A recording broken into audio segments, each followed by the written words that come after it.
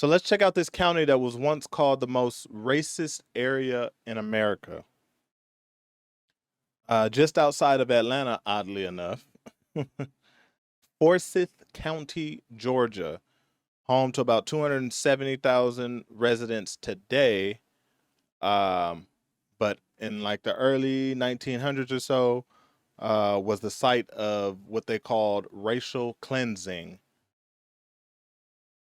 That basically killed off 1,100 black residents. Well, the words that I'm reading is expelled 1,100 black residents. I'm assuming they'll explain what that exactly means in the video. But I guess there's the county now is trying to basically apologize in a sense, but right their wrongs with the descendants of those harmed back then in the early 1900s.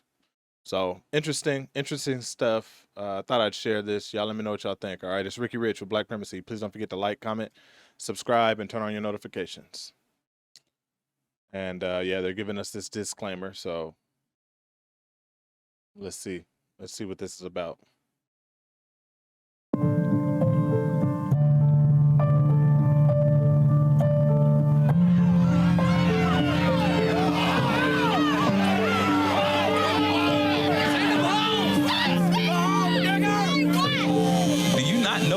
History, black people are not welcome here.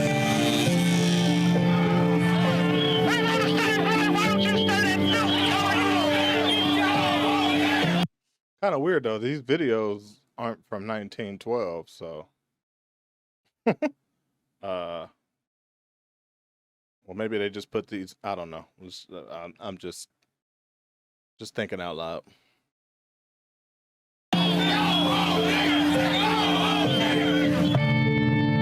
Forsyth County, Georgia, situated 30 miles north of Atlanta and home to about 270,000 people, bills itself as an ideal place to live with its high-performing public schools and a growing diverse community.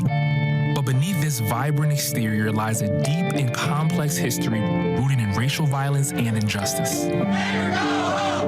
And today, residents are having a serious reckoning with that past. The bigger vision I have is for the county that was called the most racist in America in 1987. The dream is for it to be called the county that's known all over the world as the County of Love.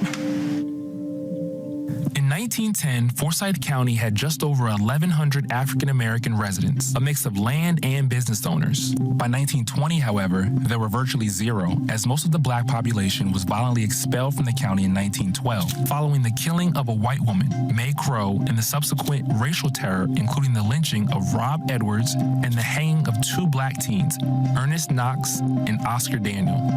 There was little evidence that black people had anything to do with Crow's murder, save for one coerced confession, but for many residents of that time, that didn't matter.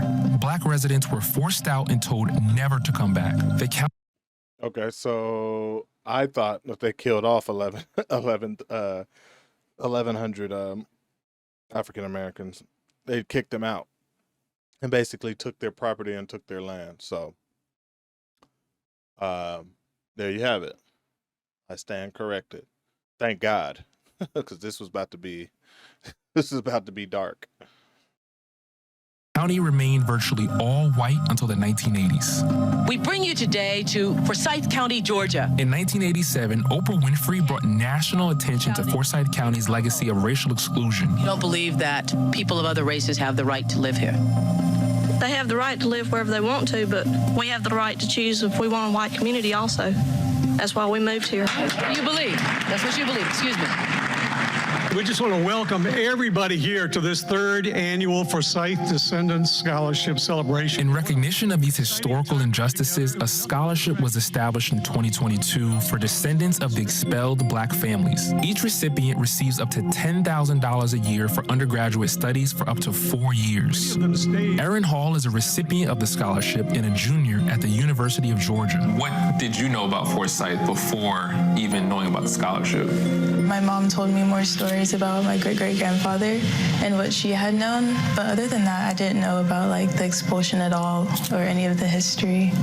My mom would always tell us, her grandfather said, don't go to Forsyth for anything. It's a bad place. And so that was all I knew about Forsyth.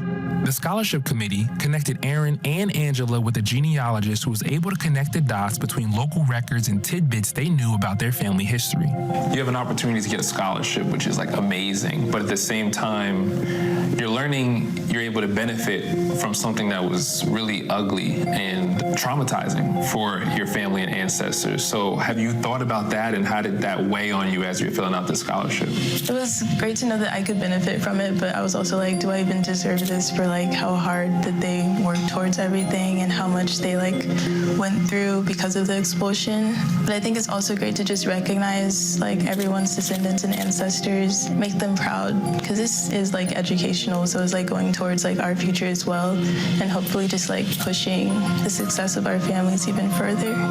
Most of these college students knew nothing about this story, and they didn't know about their own family. A lot of these families had buried the story, and partly it was just so hurtful and so painful for them. Former pastor and Forsyth County resident Durwood Sneed started the scholarship with a group of local pastors. Because almost nobody knew about it. And so the acknowledgments seemed important, but then the other thing was we wanted to do something that could be helpful, hopefully to the next generation of descendants of those people that got expelled. As these families started coming back to us and said, thank you for opening Pandora's box in our family. For us to finally start talking about this and talking about what happened. I feel like it's also helping a lot of these students to really have hope for the future, and when they encounter something really difficult in their lives, to remember what their ancestor went through and how they persevered through that. On the website for the scholarship, it even mentions this is an act of love, this is not reparations. And I'm curious, why was that important to denote what the scholarship is? We were trying to pull everyone in the community together to help people that might feel threatened in their own mind by one of these movements, to let them know this is not part of that, okay? And to let our black friends know, we know this is not fixing anything, but it's simply a start. Aaron, Angela, and I follow. I like what he said there. Real quick, I'm gonna go back so we don't miss anything. Because this whole time I'm sitting here thinking to myself, I like the scholarship, $10,000 a year. Okay. $40,000 in total if you go off 4 years. Okay. That's cool. But that's nothing in what all of the original 1100, what all they lost in terms of homes, in terms of businesses, land, and just all of their roots, right? Nothing compared to it. So I do like what he said here, actually right here where I have it paused, where he said, I know this is not fixing anything, but it's simply a start. I'm with that. I'm glad that he said that, because I don't really have much else to say on this so far. Yes, terrible situation, terrible city, or terrible city history. But at least based on what this guy is saying and kind of what the plan is today, it's a start, and I think I'm good with that. Y'all, let me know what y'all think. Please let me know what y'all think. Anything, but it's simply a start. Aaron, Angela, and I followed Durwood, a history buff, to different sites in Forsyth County to learn more about its past.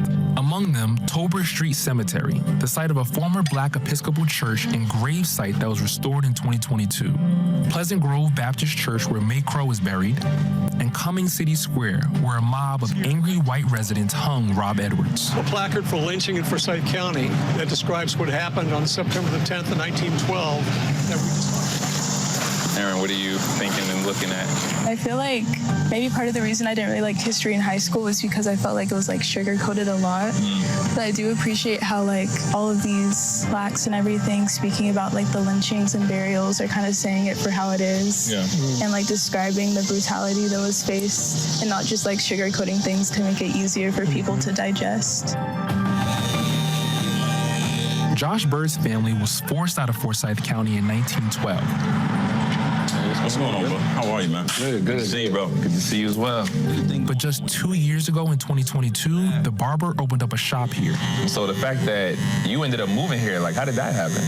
I had to ultimately make a decision, man. You know, am I going to operate in fear? You know, or am I going to kind of trust the word of people that I trust that are saying that, hey, man, this is different. And so I had enough courage to say, hey, man, let me just check it out. Let me go and see. And it's been wonderful, man.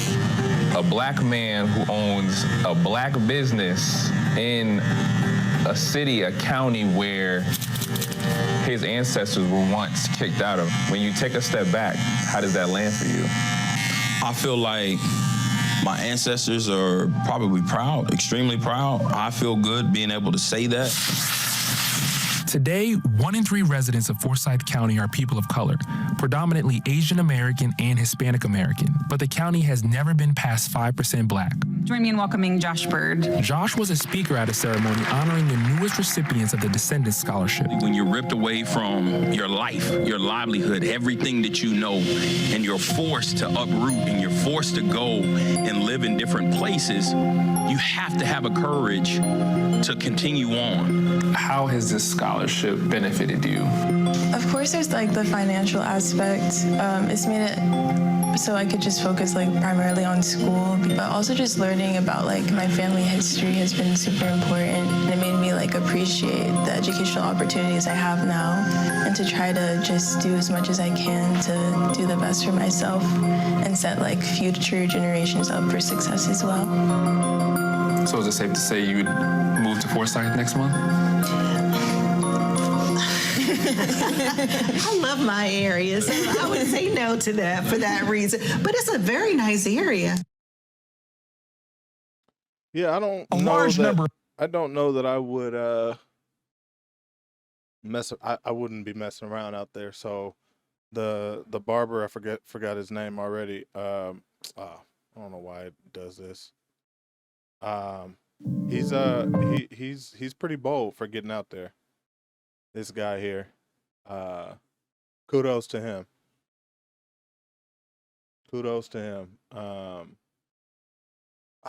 don't know when you have land and people around and family, because I mean you got to think 1910, 1912 really wasn't that long ago when we're talking about generational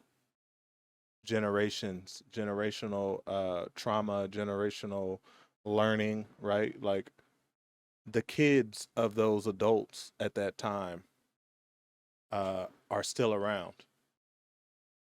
So, this I can't really see myself feeling comfortable living in this area. That stuff doesn't just go away. Right? I mean, I I think the title of this, the most racist area in America, I think that's pretty fitting. I mean, they kicked out all of their black residents, and the fact that less than 5% is still there, like that number, that statistic.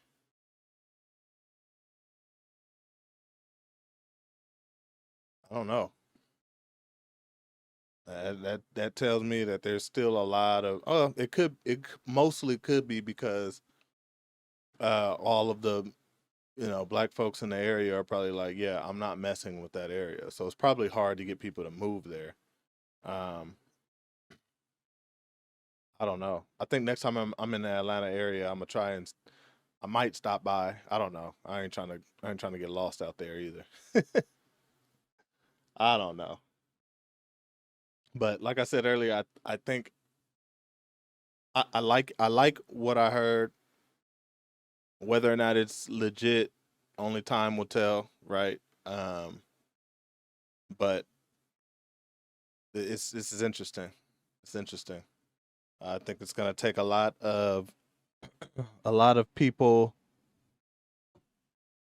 a lot of allies to want to turn this city around. It's gonna take a lot because I live in LA and there's You know, there's people that can't stand to look at me who don't know me, right?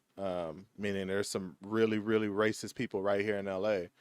And this is a melting pot of all sorts of, you know, different ethnic groups and different just people in general, right?